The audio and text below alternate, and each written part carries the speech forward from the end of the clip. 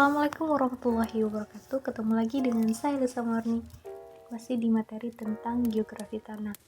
Oke, pada pertemuan kali ini saya ingin membahas tentang genesis tanah dengan hasil pengampu Bapak Dedi Hermo. Yang tujuan pembelajarannya yang pertama itu menjelaskan unit-unit dan genesis tanah, kemudian menjelaskan faktor-faktor pembentukan tanah, kemudian menjelaskan proses pembentukan tanah, menjelaskan proses perkembangan tanah, dan menjelaskan masing-masing unit tersebut dengan genesis tanah. Nah, apa sih sebenarnya genesis tanah tersebut? Jadi, genesis tanah itu merupakan ilmu yang mempelajari proses-proses pembentukan tanah dan faktor pembentuknya. Ada 4 dasar pemikiran tentang genesis tanah.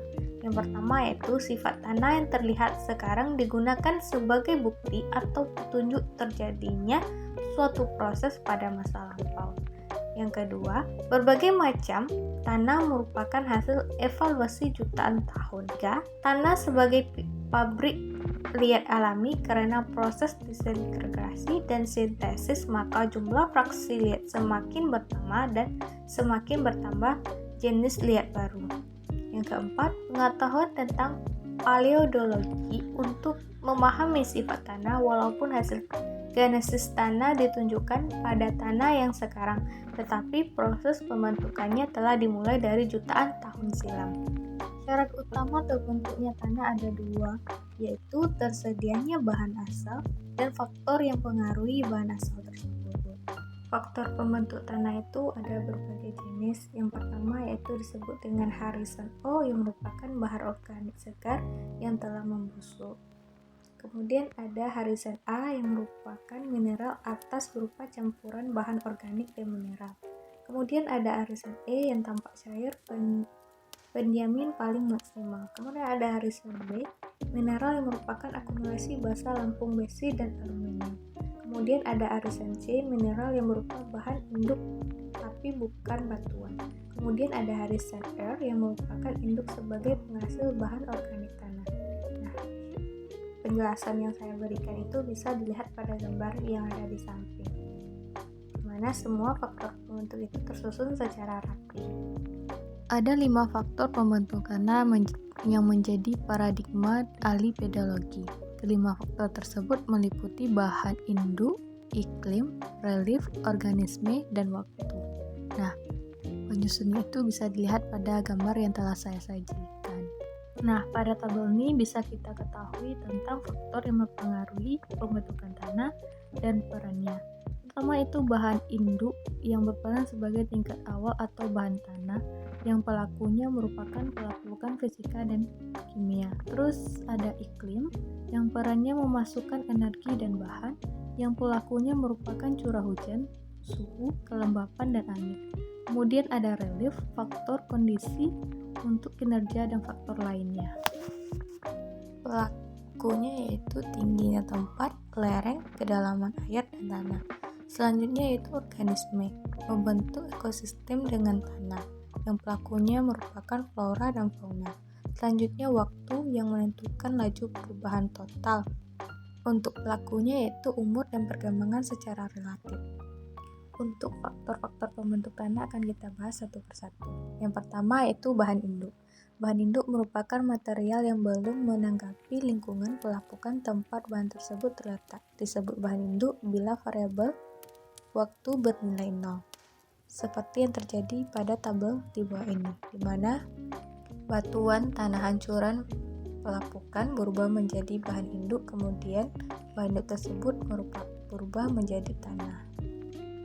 Yang kedua yaitu relief. Relief merupakan permukaan bumi yang memiliki perbedaan ketinggian relatif antara satu tempat dengan tempat lainnya.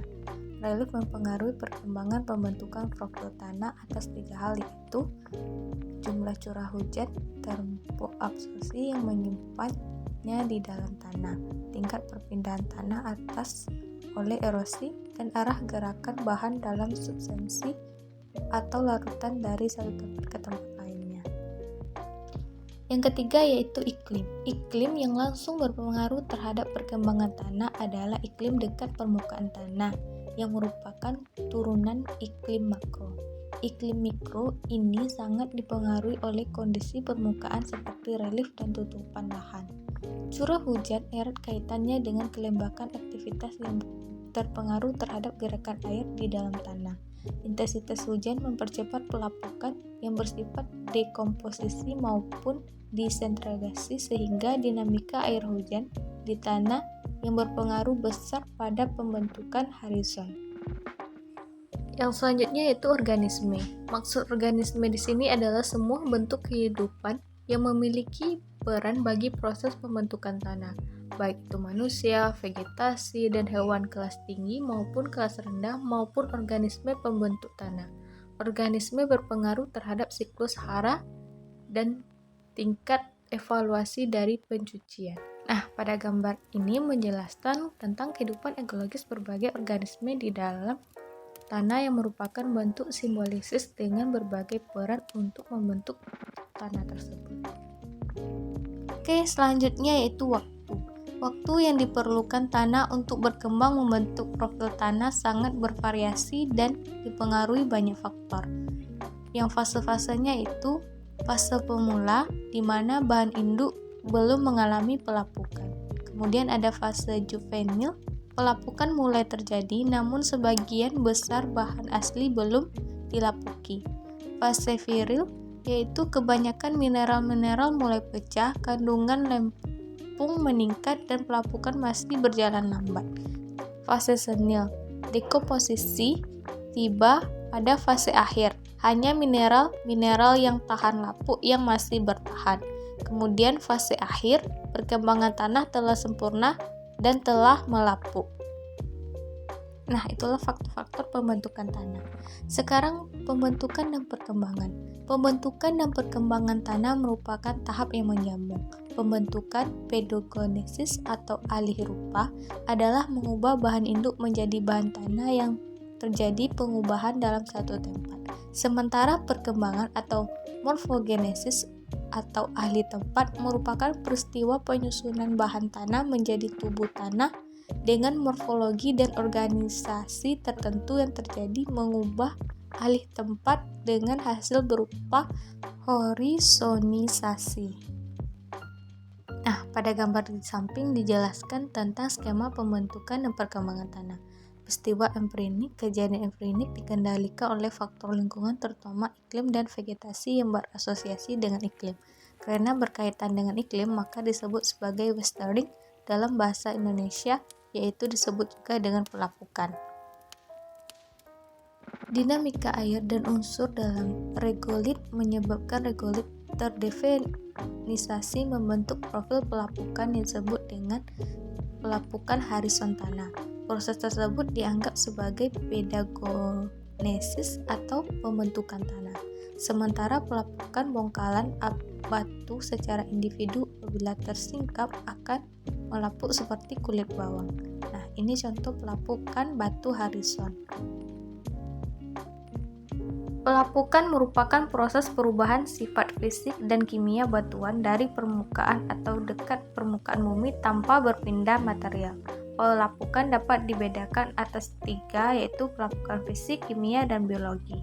Pelapukan fisik merupakan pecahnya batuan menjadi berukuran kecil tanpa merubah komposisi kimia. Kemudian, pelapukan kimia merupakan proses berubahnya komposisi kimia sehingga menghasilkan material sekunder. Pembuatan pecahan batuan dan mineral sering diikut dengan terbentuknya mineral baru. Kemudian pelapukan biologi merupakan komposisi pelapukan fisik dan kimia yang dipicu oleh organisme. Celah batuan yang retak dan terdapat hancuran batuan yang lembut karena pengaruh iklim menjadi media yang baik bagi pertumbuhan vegetasi tingkat rendah maupun pergerakan vegetasi tingkat tinggi. Nah, pada gambar-gambar ini merupakan contoh-contoh dari pelapukan. Yang pertama yaitu pelapukan fisika yang disebabkan oleh pengaruh hujan matahari, kemudian ada pelapukan biologi yang disebabkan oleh organisme, kemudian ada pelapukan kimia. Nah, itulah penjelasan saya mengenai genesis tanah. Atas perhatian dan waktunya saya ucapkan terima kasih. Assalamualaikum warahmatullahi wabarakatuh.